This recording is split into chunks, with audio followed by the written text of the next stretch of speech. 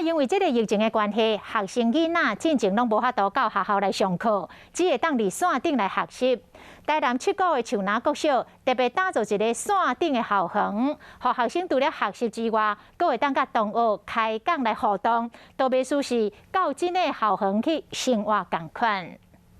学生囡仔伫耍平板电脑，不过其实伊是伫树林国小线上校园内面找伊有兴趣的内容。伫这个平台，除了会使听老师咧讲解课程，嘛会使欣赏到学校准备的影片。一开始是起源于我们学校的毕业典礼，我们毕业典礼也是用这个平台。那在这个平台，我们就发现其实小孩子还蛮喜欢的，因为自己就是其中的一个角色，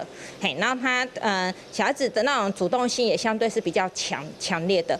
这个设计上大的特色，就是每一个角色拢爱活近，才有法度听到对方讲话甲影像，这么学生都要保持伫老师的身躯边。小朋友一定要在某一个范围内才可以听到老师说，或在某一个范围内他才可以去看这个影片。那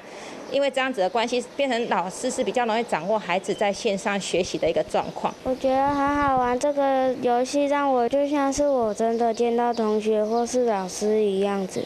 即马休热期间，这个线上校园嘛会继续来完成其他的内容。即马将提供学生来做暑假作业甲线上学习的功能。新学期树林国小嘛会将这个线上校园加入正式的课程内面。